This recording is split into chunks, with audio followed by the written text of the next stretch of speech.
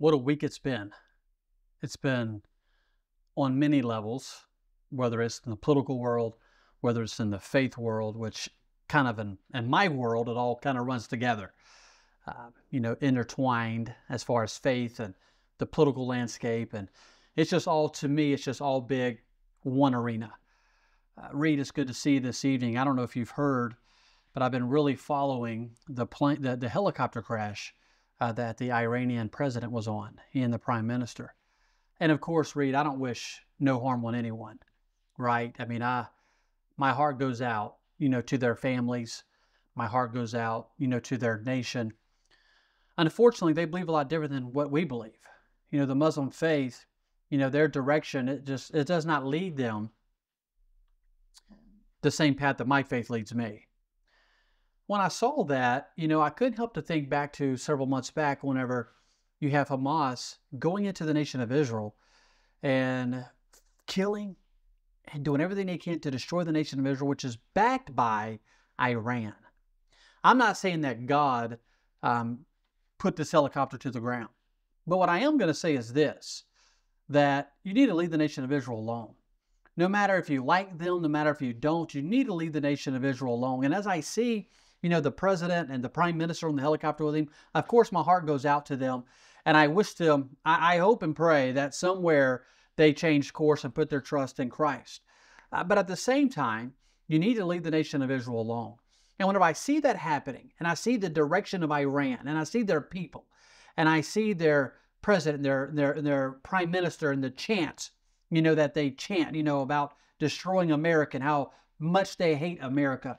And as I see all of that, my mind comes back to my own nation. And I understand and realize the importance of voting, the importance of you and I being engaged in the political arena. So many Christians in today's world, I'm speaking of here in the United States of America, they are not engaged like they should be. When you look at Iran, Iran has not always been like it is today. It's much different. It looks a lot different than it looked even 50 years ago. And a lot of that, I believe, is because a lot of people just put their head in the sand. They don't want to stand against tyranny. They don't want to stand against a dictator. They didn't want to stand against the direction that some of their leaders was trying to bring them. And because of that, you have a lot what you have today. And so, Reed, one thing we're going to talk about today is voting and vetting candidates, and we're going to kind of go that direction. And then you just never know what direction we might go. But I did want to start off the show today by talking about that, because that just shows how important it is for you and I as Christians, but you and I as American citizens, to be engaged in the voting process. Well, you've been very eloquent once again with really everything that you just said. The spiritual and the political worlds are intertwined in the sense that all of the great political conflicts that we see in the world are just extensions of everything happening invisibly in the spiritual world, right? When it comes to the Iranian government, I have no love or sympathy at all for the Iranian regime. One thing that I always try to be careful about in criticizing foreign governments is not talking about foreign governments in ways that could muster support for war against that country, right? Once again, the government of Iran is it's an Islamic fascistic theocracy. Absolutely.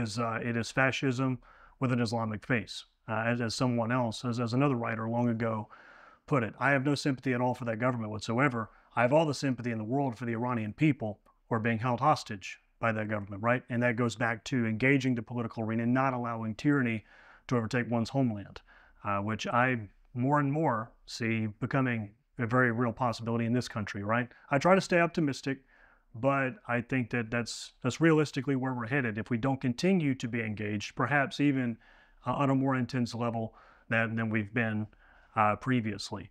But like I said, when it comes to any sort of criticism that we levy at foreign governments, I always try to be careful not to do the bidding of the war hawks, not to do the bidding of the regime.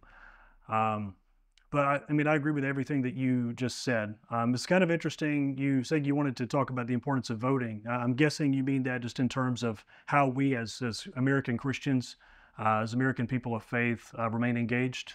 Yes, I was reading an article the other day written by a very influential preacher, here in America. And he was coming at it from a different angle than even me. He was coming at it from an angle of there was times to where this certain individual, and if I said his name, a lot of people would know who he is. And I really like this guy. I mean, he's a good preacher. I don't know him. I've only heard him online. But he was writing because he's an older preacher. So back in the 70s and 80s, he was very anti-Christians being engaged in so much that he would almost speak against getting out and voting. And to be clear, this was a pastor at the time. He's still a pastor to this day. Okay. But this was back in the 70s and 80s. But now, it's 2024. He's much older. He's probably in his mid 70s now. And now he's like, he basically said this, I was wrong. Back in the 70s and 80s, whenever I would get up and I would tell people, listen, we need to not be involved. I would hear preachers say this, we need to let, this crowd, produce the politicians. We need to let this crowd produce this, and we need to let that crowd produce that. And we need to just stay out of that. We don't need to be engaged in that. And he said back then in the 70s and 80s, I would applaud that. And I would even say that from the pulpit. He said, now looking back, I can see where one of the reasons why America is on the path that it is on today is because the Christian left the arena. The Christian backed out of the arena. The Christian just kind of waved the white towel and said, we're not even going to be involved. And so this pastor was writing, and he was apologizing. He said, the reason why America is in the shape that it's in today, he said, it's not because of the transgender crowd. He said, it's not even because of the pro-choice crowd. It is not because of the lesbian and gay crowd. It is because of the Christian. And he was putting all the blame on the church.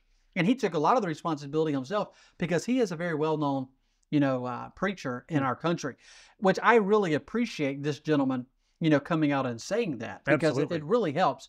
And so that goes back to 2020 to where I know I've said this before, and sometimes, it's like a broken record, but as our channel grows, we'll have more and more people, coming on board and watching.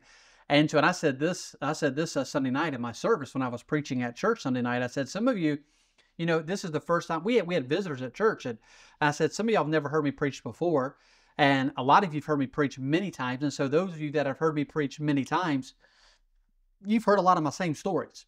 And so because of that, you have to laugh and you have to act like you've never heard it before. So the people that are hearing it for the first time, they'll laugh too. And so some of you have heard me say this before, but in 2020, the Christian did not get out and vote like the Christian should have, like they did in 2016. And then the Democrats, listen, we can say what we want to about the left, but they are smart. And they want to win. They want to win, and they will work together to win. The Republicans, many times, and I don't want to ruffle any feathers, but this will, if our candidate of choice doesn't win the primary, then we want to take our ball home and we don't want to be involved anymore. Well, that's not how we can't be like that. We cannot, listen, I am all about supporting your candidate in the primary. And we'll talk about primaries later, but I'm all about supporting your candidate in the primary. And if you know me, you know that I busted my tail and I worked as hard as I possibly could for several different candidates. And unfortunately, some of them didn't win. That did not mean that August 8th that I quit and that I didn't stay plugged in. I stayed plugged in all the way through the elections in November, helping the Republican candidates, and then I stay involved all the way to state convention. Staying involved in the Republican caucuses there in Jackson. But what I'm getting at is a lot of the Christians they didn't vote in 2020, and then the Democrats begin to push this narrative, or a lot of people begin to push this narrative of the Democrats stole the election. And I think the Democrats are smart because it's just this is personal opinion. I have no proof for this, what I'm about to say. This is personal opinion. They begin to push from some people, that the Democrat Party stole the election. You can't trust the elections anymore. And what happened? A lot of the Republicans said, we're not going to vote anymore. We're just not going to vote because it's not fair anyway. They're just going to steal the election. And the Democrat Party is like, man, this is working out great for us. We might have, or possibly we stole the election, And now we're going to put out a story that that you might as well not even vote because we're going to steal it again. And so then a lot of Republicans didn't even vote, in 2022. And now I'm hearing some of the same rhetoric now amongst some Republicans. Well, it just doesn't matter. They stole the election. They're going to steal it again in 2024. But ladies and gentlemen, listen to me very carefully. We've got to get out and vote. We cannot just stay at home. I mean, we have got to make sure that every single person that we know, every single friend, every single family member gets out, every single coworker, every single person that we go to church with. We have to make sure that they get out and vote come November. Well, very well put.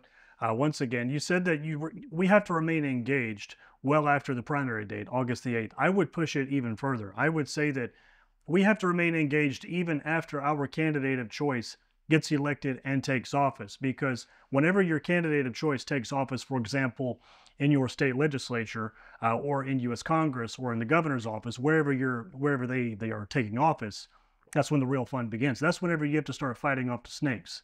That's all the You're right. lobbyists, all of Yep. the so-called special interests that come in and try to undermine every single thing that you fought for during the campaign season, that you stood up for during the campaign season against the establishment. So I would say the process never ends. I mean, Correct. You're all the way right. through the primary, all the way through the general election season, and all the way through that person's term of office, all the way until the next term of office, if they're eligible for a subsequent term, or if they're trying to ascend to some sort of higher office. So anybody who knows me knows that I've worked on a number of political campaigns in a variety of capacities. But in 2019, I was knocking doors for several Liberty candidates, some of whom were right here in New Orleans, Southern Louisiana, and parts of our state, Mississippi. And something that I heard from so many Republican voters, these were what you call like +4 Republican voters, meaning that they have voted in Republican primaries in the previous 4 election cycles. So very diehard, consistent Republican voters. And I'll never forget it. This was right here in our area, so South Mississippi, South Louisiana. They were saying that if Trump does not win the upcoming election, meaning the 2020 election at the time, if Trump does not win that election, they're never going to vote again. And just like you said, disenfranchisement or disillusionment, depression with the political system among Republican voters is exactly what the Democrats are counting on. It's exactly what they were counting on. Right. Absolutely. They were hoping for us to be, in a sense, demoralized Yeah. with the fact that the election was stolen from us and the fact that they have continued to successfully gaslight us since then as to just how big the scope was at which it was rigged, right? So the election was rigged. I think even moderates are beginning to catch on to that these days, but we can't allow ourselves to be demoralized. Something that I've put a lot of consideration into this question here, Dan.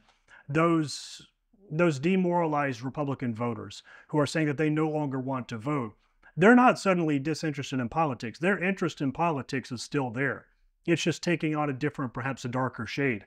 I'm wondering what form of political engagement they can be pushed towards, or what form of political engagement they're going to be pushed towards, if not voting. Are they going to engage in some other kind of political activity?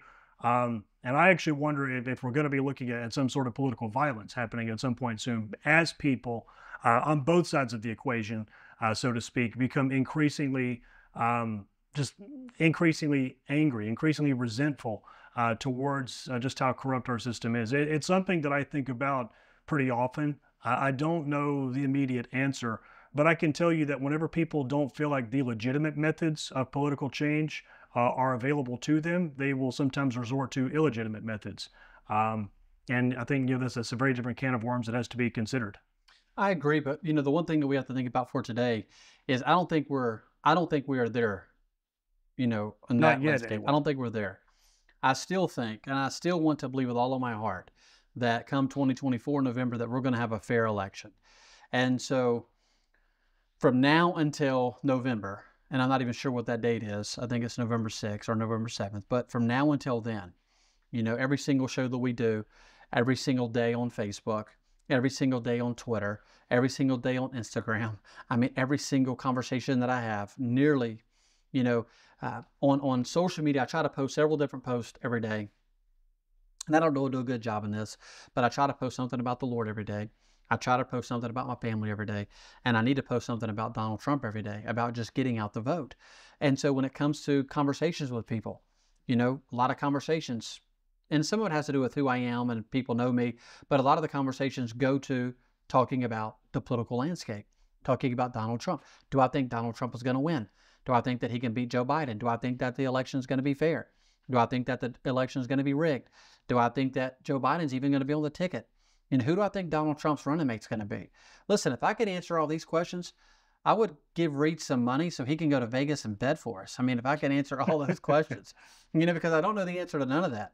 Now, I don't think that Joe Biden is going to be the Democrat nominee. I don't believe he's going to be the one. I think it's going to be either Gavin Newsom, or I think it's going to be Michelle Obama. Or I'm hearing a lot of people say that. Yeah, or it could be both of them. Michelle Obama, the presidential candidate, and then Gavin Newsom, the vice presidential candidate. You know, who's going to be Donald Trump's running mate? I think I know. I think I know. Tell me, who do you think? I'm beginning to think it's going to be J.D. Vance from Ohio. I've put a lot of thought into this one. Same home state as Mike Pence, right? Ohio. J.D. Vance, I think he's very in touch with where the Republican zeitgeist is. So pretty strong skepticism towards foreign intervention, very strong emphasis on domestic issues. That's kind of what we see with the Republican Party today. A move towards the America First movement, which began, of course, with Trump's presidency years ago. I think that, I don't know this for a fact.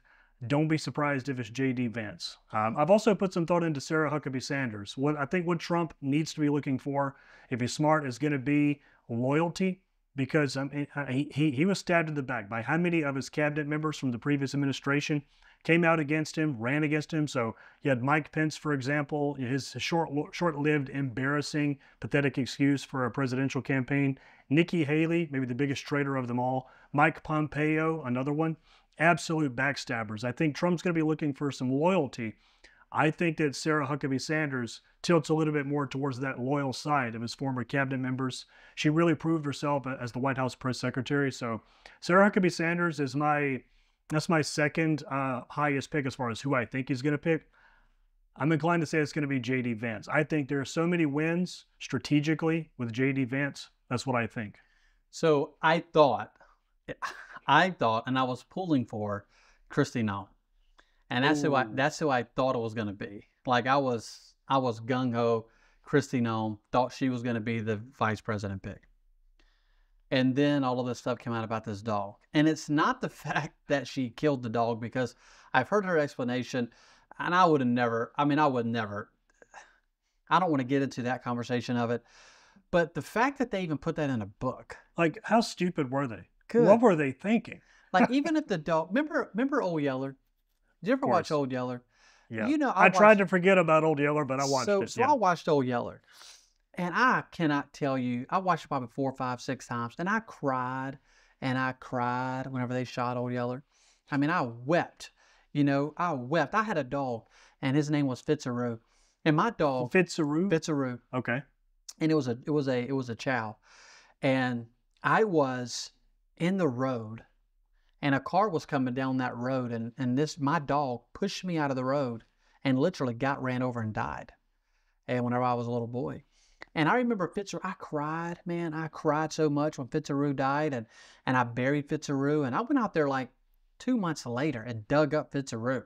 And it was nasty. But I mean, that was my dog, man. And then I was pulling for Kristi Noem. And then all of a sudden, I read about all these articles that I'm thinking, why would you put that in a book, first off? Everybody has a Fitzaroo in their life. Yes. Every American voter, no matter what political party, what political persuasion, they all have a Fitzaroo in their life. It might not even be a dog. It could be a cat. It could be a parakeet. It could be a whatever other kind of Now, I'd pet have been they okay might if it have. had been a cat. I would not have been okay. I would have been okay. Man, I'm a proud cat dad. So Okay, I have a cat. I have not always been a cat dad personally. But I adopted a cat last year. I would not have been okay really being any animal. Yeah, honestly. I'm thinking on you, shooting it for a dumb reason, right? Yeah, and I love hunting, so that's a good reason to shoot an animal, right? Yeah. But but like deer and stuff deer, like that. yes. Yeah, I get it. But so now Kristi Noem's out. Like, I don't think she's going to be the pick. that is the dumbest, just self-sabotage of a political campaign I've ever heard of. And I've heard of some crazy ones, man, but that is just, I'll tell you what, Kristi Noem, I want to extend an official offer to have you on God and Country with Dan and I, with the one caveat that we get to sit you down with the ASPCA at the same time. So I think that would be an interesting episode. It would get a lot of clicks, on So, our already growing channel. so my second, you talk about Chrissy Nome with the dog, but then the second nightmare of a campaign was whenever John McCain and Sarah Palin came out. Listen, I get it. Women go to the beach and they put on bikinis and all that. I mean, I live in the Mississippi Gulf Coast. I've been to the beach many times. I've seen many women in bikinis. But why in the world would you have a vice presidential candidate, you know, putting on the stars and stripes, as a bikini and putting it in magazines and stuff? I mean, I'm thinking, what is up with these people? I mean, do they want to lose? I mean, Yes. do they want I to actually lose? believe that a lot of these people want to lose. I believe that the Republican as establishment in Washington, D.C. is nothing but an elephant-shaped doormat for the Democratic Party. So are you familiar with the WWE by chance? So in the WWE, there's the this wrestling? concept. Yes, yes. So the wrestling, right? There's this concept in the WWE of faces versus heels, right? The faces, these are the popular guys, okay? These are the ones who are, they're the ones, they're making the most money. They're the most famous guys, hence the term faces. The faces of the WWE, they're the John Cenas, the Hulk Hogans, the Ric Flairs. I've heard of John Cena. Okay, you've heard of John Cena. And there's okay, another one but I called guarantee you haven't seen him, but I'm sure that you've heard of John The Cena. Rock. The Rock, yeah, The Rock is he's a face in the WWE, but you have the heels. And the heels exist for no other reason than to get their butt kicked by the faces to make the faces look good.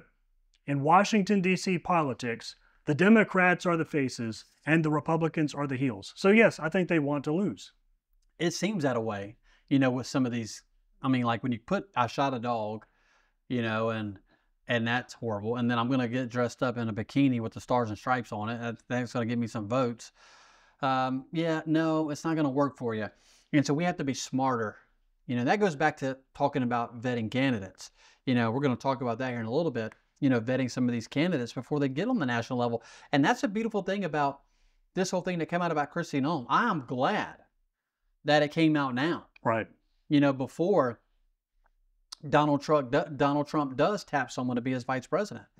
So now I think it's going to be Sarah Huckabee. That's what I think. I do think it's going to be her for a number of reasons. But I think it's going to be her. I think she's number one in my book now as far as vice presidential candidates.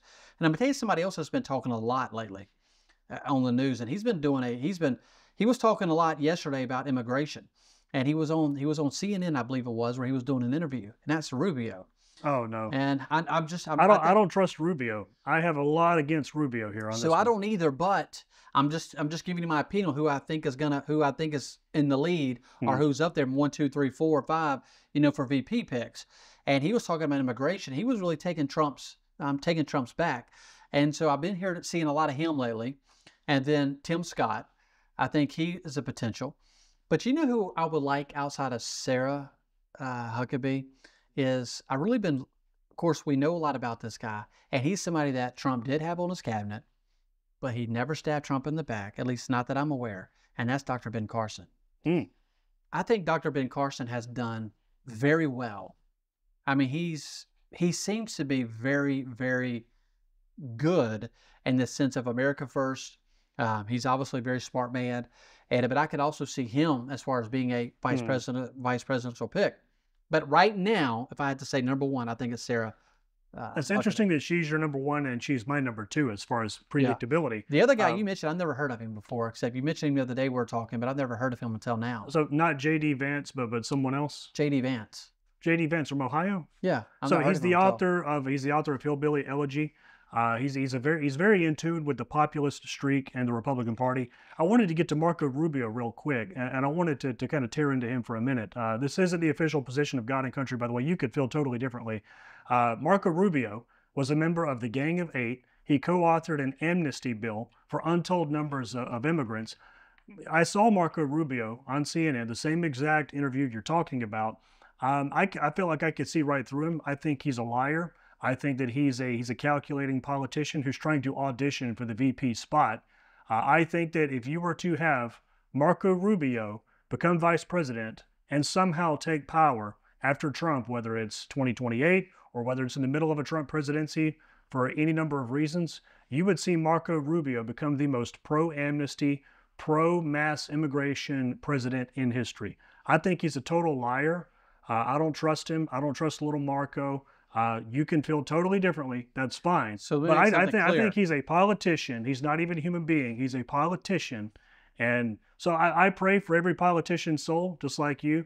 I try to keep my optimism, pretty cautious there.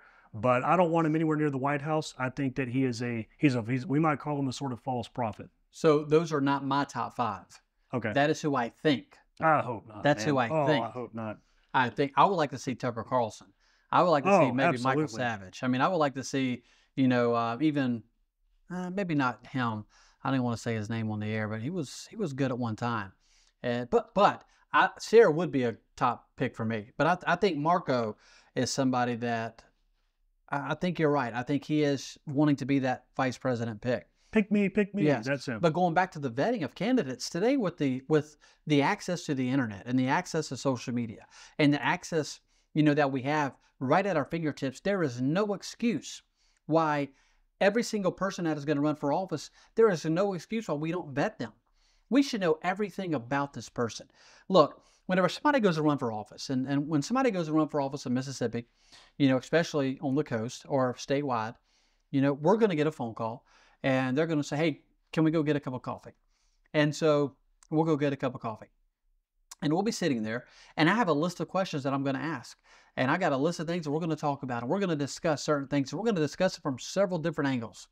I'm going to go on this person's social media. I'm going to go research them, look, see what they have put out on social media. There was a person the other day looking for a job, and I went on their social media and started scrolling back and went back far enough, and they were pro-choice, and they were they were anti this person, anti this person, and the big thing was they was pro-choice.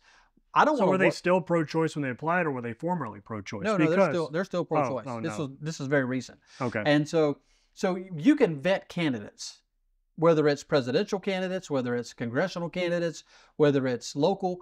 You can vet candidates, and so many times we vote for somebody because they're my friend's neighbor, or they're this person, or they're that person. No, you need to vet candidates. If my own mother was on the ticket and if she was pro-choice, I wouldn't vote for her. And she would be my own mother. Now, my mother obviously is pro-life, but I'm just using that for an example. I mean, we have to do a better job at vetting these candidates. Where do they stand on the issue of life? Where do they stand when it comes to abortion? Where do they stand whenever it comes to immigration? Where do they stand whenever it comes to health care? Where do they stand whenever it comes to the Constitution? I held a debate for several different men that were running for sheriff. And I asked them the question, I said, what do you guys think about when you hear the terminology, a constitutional sheriff?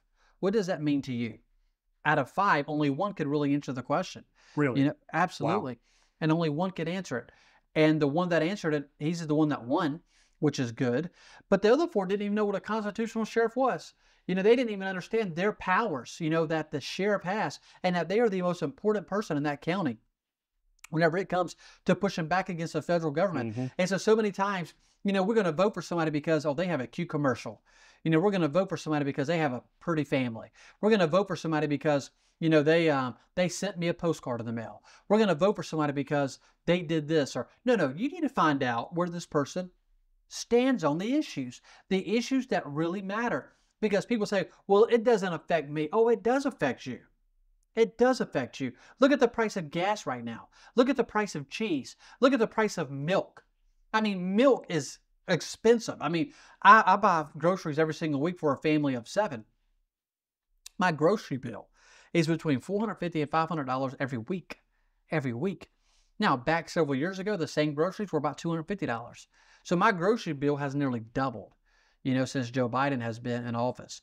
And so we have to do a better job. We have to do a better job whenever it comes to vetting these candidates, whether it's city council, whether it's supervisor, whether it's a mayor race, and you have to think about this too. 2024, this presidential election is very important. But you know what's coming up in 2025? Every single city in Mississippi, I believe nearly every city, I know at least on the coast, is going to be voting in new mayors, voting in new councilmen. Those affect you. I mean, those people affect your everyday life. And so we have got to do a better job as conservatives. We have got to do a better job as Republicans. And we have got to do a better job as Christians when it comes to vetting these candidates. Get to know them. Get to know them on a personal level. Vet these candidates. Reed, I got a question for you. All right. If you was going to vet a candidate, if you was going to have a candidate over to your house, have a cup of coffee, and they were running for mayor of your town, what would be a question that you would ask? Looks like you've been sleeping well. Megan, he's back. The My Pillow guy. And you're looking good. Still feeling good. Well, just when you thought it couldn't get any better, we've got the best pillow ever, My Pillow 2.0. Wow, it's so soft and smooth. It's cool to the touch. How did you do that? Well, we took My Pillow's patented fill and combined it with this new technology that we didn't have back then when I invented My Pillow to bring you the best pillow in history, My Pillow 2.0. Just like all of you, I never imagined that My Pillow could get any better. That's why I haven't changed it in nearly 20 years. Then I heard about a revolutionary new technology, and I knew I had to bring it to you all. My Pillow 2.0 is truly the next generation of My Pillow. The My Pillow 2.0 is cooler and softer than the last My Pillow. It is so comfortable to sleep on at night. I look forward to going to bed, and I wake up well rested in the morning. Sleep is all about temperature and height. My Pillow 2.0's patented adjustable fill is going to give you the exact individual support you need from your head to your bed. And now here's where it gets even better. We've all experienced those temperature-related sleep interruptions where you get too hot, you toss and turn, you flip your pillow over to the cool side. Well, all that's gone with my brand new My Pillow 2.0 cooling fabric that's made with temperature-regulating thread. The best sleep just got even better. Whether you have a MyPillow or not, you need to get the brand new MyPillow 2.0. Call or go to MyPillow.com now. Use your promo code, and for a limited time when you buy one, you'll get a second one absolutely free. You're sleeping even better. And cooler, too. And you're looking good. Feeling good. I knew you would. Visit mypillow.com. A question that I would ask a person running for mayor in my town, of your town. I think I would ask first and foremost about some of the roads. Some of the roads there in and around my neighborhood. That would be one of my first questions. And then of course I would ask about other sorts of values. Maybe what would they do differently from the current sheriff that we have, right? Not sure if you know this. We have some controversies with our sheriff's department in Jones County, Mississippi, the Free State of Jones. I would ask about that. I wanted to get back to what you said a minute ago about vetting candidates, because on this note, there's been something over the last week or so that has driven me crazy about some of these moderate Republicans. And this is on the national level, but I guarantee it's relevant to what you're talking about. Robert F. Kennedy Jr., you might have seen last week that he came out in favor of abortion all the way up until the point that the child has been born. I did. I saw it. Yeah. And what infuriates me is that I'm seeing moderate Republicans, these squishes, these milquetoast rhinos, still, many of them, in favor of voting for Robert F. Kennedy Jr. in the general election for president. To me, any self-described conservative who wants to vote for a candidate who could not possibly be more pro-choice, that conservative cannot be trusted at any point in the future. And some people tell me, well, Reed, there are a lot more important issues than abortion. We are $35 trillion in debt in this country. We're engaged in all sorts of foreign interventions, from Ukraine to now Taiwan, all sorts of other places. We have bigger fish to fry than abortion. And I respond, if a candidate is this bad on abortion, that signals to me a lack of judgment and a lack of morality that will inevitably be translated over to other issues such as spending or debt or foreign policy, so on and so forth. So you're talking about vetting candidates.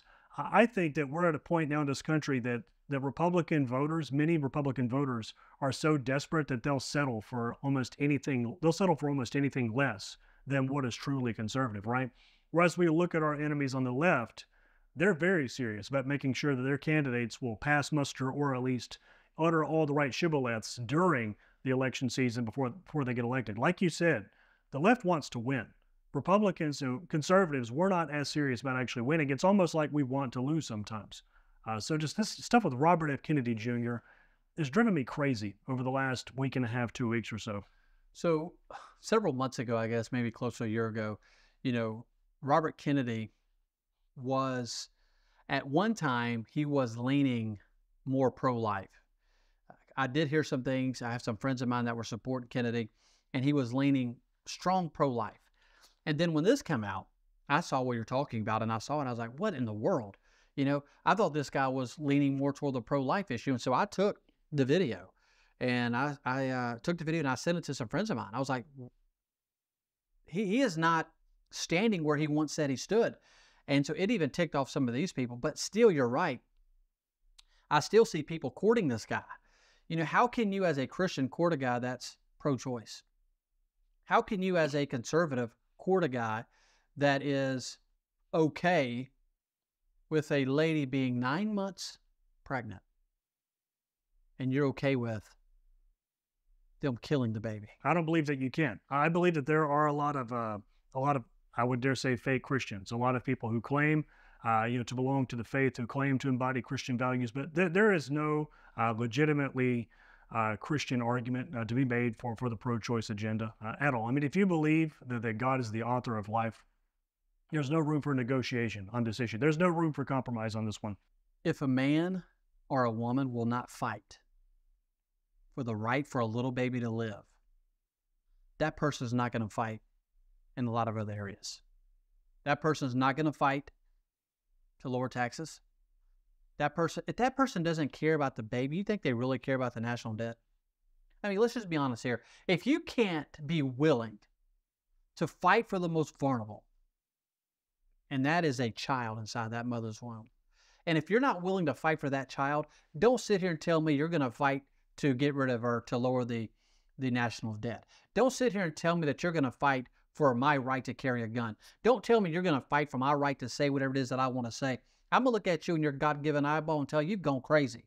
If you're not willing to fight for the right of the life of the unborn baby, I don't care who you are. I don't care if you're Republican, Democrat, Libertarian. I don't care if you're an independent. I don't care if you're a constitutionalist. I don't care what you are. Don't look at me and tell me you're even a Christian if you're not willing to stand and fight for the right of the life of a baby. That is one thing that everyone should better agree on, is that we all should be fighting for the right of the life of the unborn, of that unborn baby. Someone said to me, Reed, they said, well, it's my body, my choice. Listen, I agree with my body. Listen, I agree that lady, that is her body. I agree with that. You're not going to convince me that lady's body is not her body. But you're also not going to convince me that little baby that is living on the inside of that lady's body is not its own body. That is a separate body inside of that mother's body.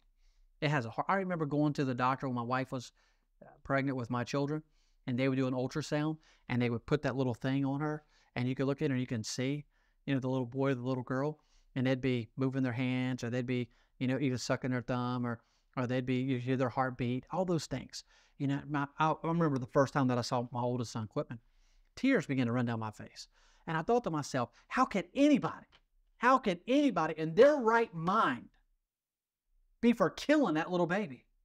And not just killing that little baby, but taking a syringe and putting it in there, and or a knife and cutting up that little baby and pulling it out piece by piece. Abortion is wicked and straight out of the very pit of hell. And if you're going to be for murdering little babies, I don't have anything for you.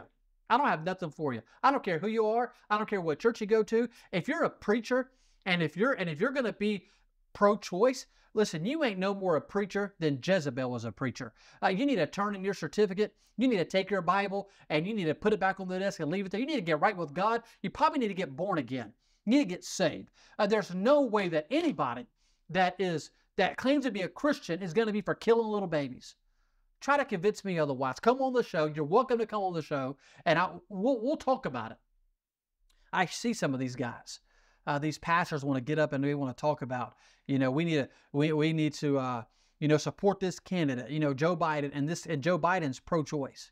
How can the Catholic Church, be supporting Joe Biden. How come? I don't believe there's a Catholic bone in Joe Biden's body. Yeah, but he claims to be a Catholic. The Catholic Church ought to come out and say that, what Joe Biden believes. If the Catholic Church is truly pro-life, as the Catholic Church says they are, then Catholic Church, come on and say something that this guy is not part of your church and that he is out running his own sham of a campaign and he's a sham of a Christian. No Christian. And I've got to be careful because I'm getting fired up, Reed, talking about this, because this is an issue to me that is very, it's very close to my heart, because, it's that being that pro-life. And I see so many Republicans, that are being wishy-washy on this subject. Mm-hmm. And that ought to be one of the core tenets of our platform. That's and the easy issue to be good on. There's two. There are two easy issues: pro-life and pro-marriage. I don't know how much more easier you can get.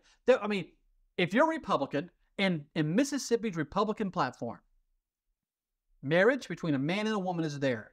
We were just there. We just voted on it 2 weeks ago. I was there. I voted on it. Marriage is between a man and a woman. Simple. And pro-life. Those two things.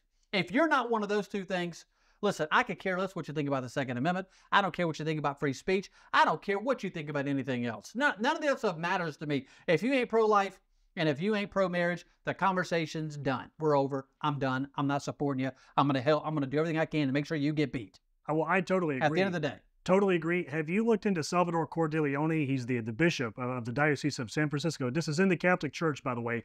Very relevant to what we're talking about. I think that the Catholic Church needs a lot more bishops like this guy. So Salvador Cordileone, his last name literally means heart of a lion, right? So you've heard about this. Yes, he just came out in support of Harrison a couple days back. Wow, that's amazing. And so, yeah, I didn't know that, but I do know that he told all of the priests in his diocese that if Nancy Pelosi is to approach for communion, she is to be denied communion until she publicly repents of the grave sin of supporting abortion. Amazing. We need a lot. We need so many more bishops just like that. And did you hear about Joseph Strickland by chance? I haven't. He was the bishop of Tyler. To me, he did nothing wrong. So I have my differences with this current pope. That does not mean that I believe that, as a Catholic, I don't believe that the papacy itself is illegitimate. But I have a lot of differences with this current pope. I'm not a big fan of this pope's political beliefs. I don't think I've heard even 3 statements of his on matters of faith or morals or politics that I feel like I can really agree with at the end of the day. So, but I can't stand a lot of what this current pope says, and he basically ousted Bishop Joseph Strickland, who was a solidly conservative, theologically and politically conservative bishop there in the Diocese of Tyler, Texas. We need a lot more Joseph Stricklands. We need a lot more Salvador Cordileones. I totally agree with you. I wanted to get back to something you said about 10, 15 minutes ago about sitting down and talking with politicians. You know probably better than the vast majority of people in the world that politicians will sit down and lie to you.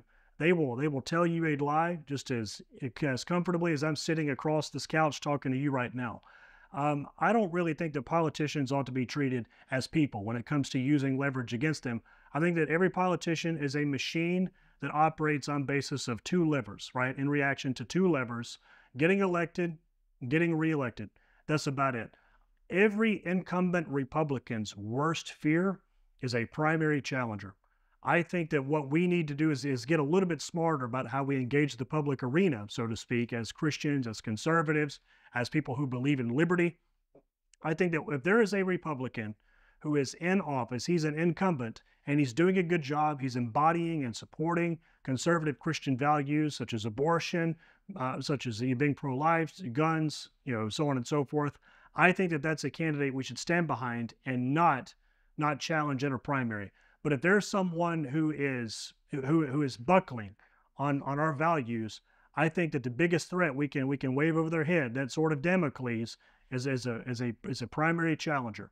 I think that we need to start threatening more Republicans with primary challengers. I think that's a phenomenal form of leverage that we could have. And actually, some of my friends over at the Libertarian Party, the Libertarian Party of America, the Libertarian National Committee, they've started embracing some of this thinking lately as well. And I have to give them a lot of props for it. So they've started threatening Republicans. So they're a different party, so it's not technically a primary. But they've started threatening some of these wishy-washy rhinos with libertarian challengers, with big L libertarian challengers, if they don't support liberty to a sufficient degree. I think that's a phenomenal way to approach the political process. I think it's a very smart use of limited resources. As you well know, people in the authentic freedom world, people who are approaching politics from a truly conservative perspective, we're outnumbered in terms of funds. Well, I mean, the rhinos and the establishment, they can raise money several times over what we can, right?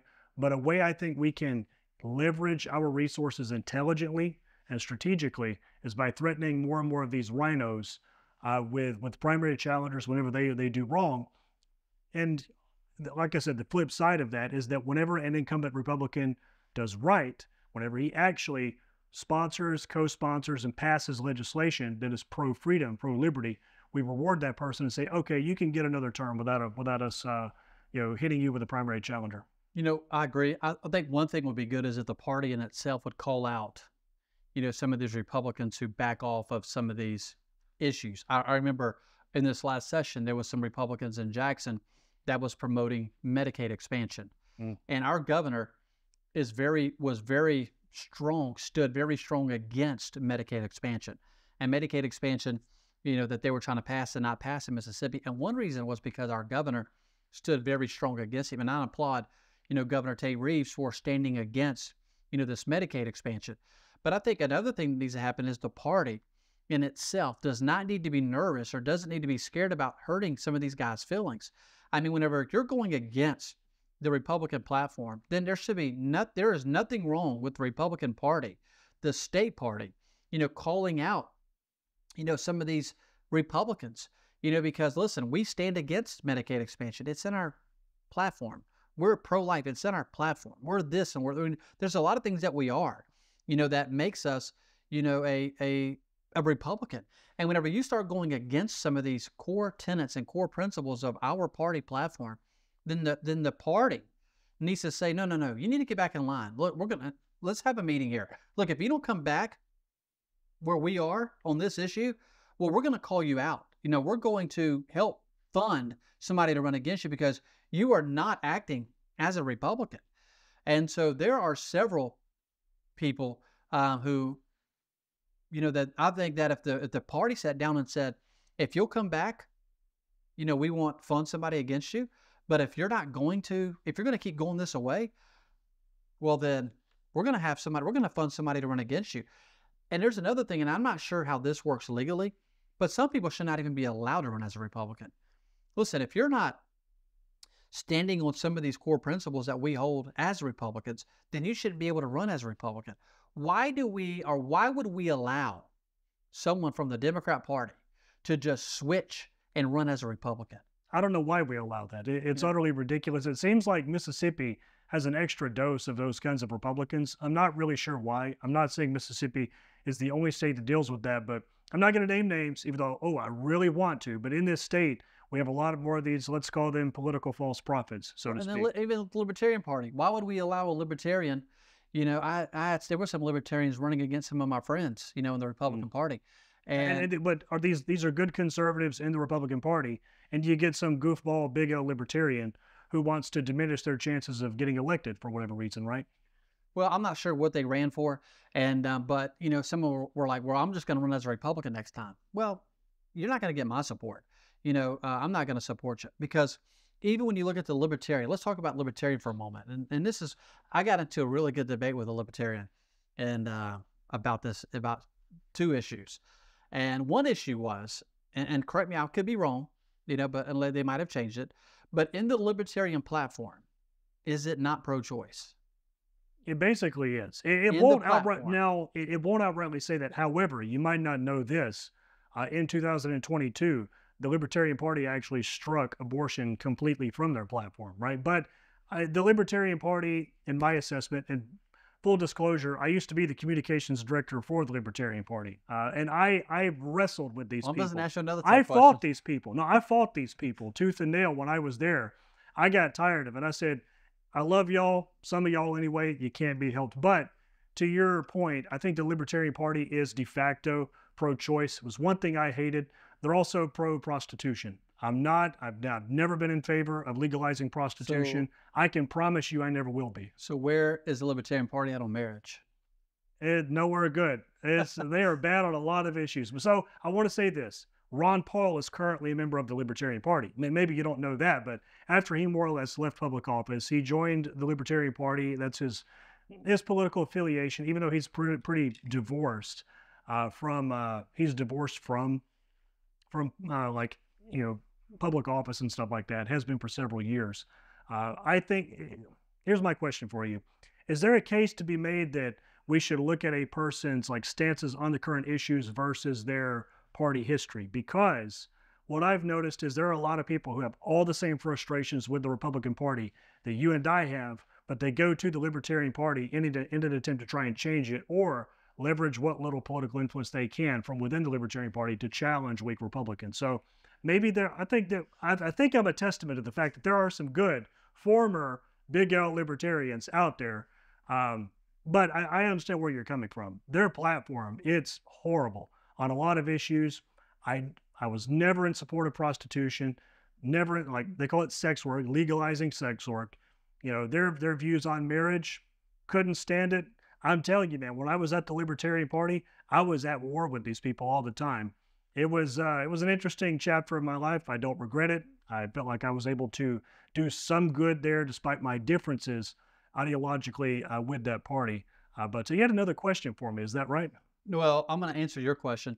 So back to your question about supporting certain people, whenever it comes to party. So yes, I do support certain people. But when you look at, so let me see if I can word this right. So first off, a libertarian, I don't think is going to come close to winning anything in Mississippi anytime soon, first off. Secondly, I think that we are a two-party state.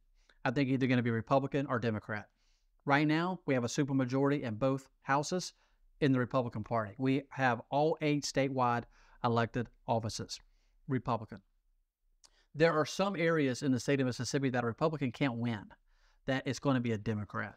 And because of that, a Libertarian is not going to win. Maybe an independent. I think we have one independent. I think there's one independent in one of the houses. I'm not really sure. I think there is. But when I look at Democrats, I do know some Democrats that are pro-life. I do know some. Yeah, Blue Dogs. I have a friend of mine. He is, matter of fact, he's in the House, and I helped him get elected because a Republican could not win in this area. So there was 3 Democrats running, and this one Democrat, I knew he was pro-Constitution, pro-life, pro-Second Amendment. He was retired, 20 years in the military, so very strong military. So I supported him.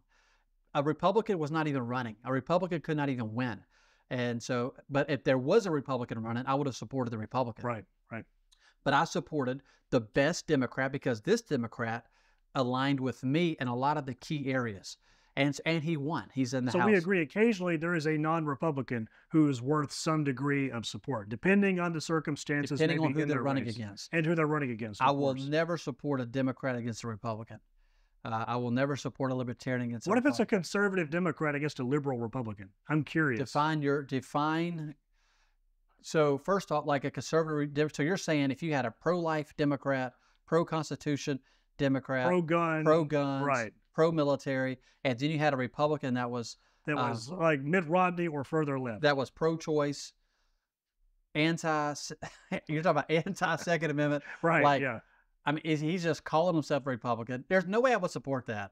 No way. You can't support. I'm not going to support anybody that is pro-choice. I mean, I don't care who you are. It's not happening. It's going to end right there. The conversation's over. But to answer your question, yeah, I would support the person that is pro-life. But that's going to be that. First off, that's not going to be in Mississippi, I don't believe. First off, that could happen in a blue state. I could see that maybe happening in a blue state. They're in a weird purple state. I could see that happening in Colorado. Yeah. I could see that happening there. Maybe Florida or something, It depends on where at in Florida. Potentially California, depending on where that's at in California. But I'm going to stick with, the Republican Party. And that's why back years ago when I was looking at parties, because I read everybody's party platform. I read the Democrats. I was like, nope, they don't even come close. I read the Libertarians. It's like, nope, doesn't even come close. And so I read the Republican platform, and I was already voting Republican. And I knew that this is where I belong. I belong here. But I will say that there's a lot of Republicans say you're moving to the left or you're moving to the left. You're getting away from the platform and you need to come back to the platform. There's no reason that Mississippi ought to be trying to pass Medicaid expansion. There's no reason why any Republican ought to be talking about, we need to have a big tent here. So we're going to open this thing up. We're going to be for, gay marriage. Like that is just leading toward all transgenders, and that's leading toward men going in the girls' bathrooms. That's just opening up Pandora's box. Do you know a guy named Michael Malice? You ever heard of Michael Malice? This guy's a hoot, man. He's like somebody called him like the Willy Wonka of modern American politics. He's hilarious. He says that and I don't know that I agree with him totally, but he says conservatism is just progressivism driving the speed limit. And what you're talking about proves this point. I mean, it's utterly pathetic whenever these milquetoast fake conservatives, they make the mainstream liberal policy point of 10 years ago, the mainstream Republican party plank up to date. It's utterly ridiculous. I'll tell you, I put it simply, I'm a Christian, a conservative, and a Republican in that order. I know the Republican Party is ultimately where I belong. I don't agree with the party necessarily on everything all the time, but it's overwhelmingly where I fall on things. I don't think the Republican Party deserves my loyalty, my undying loyalty for every little thing, but whenever it comes down to 95% of the candidates that I want to get out there and support, they're Republicans of the liberty variety. Yeah, and I'm with you, but I believe in Mississippi. I can't speak for California. I can't speak for all these other states.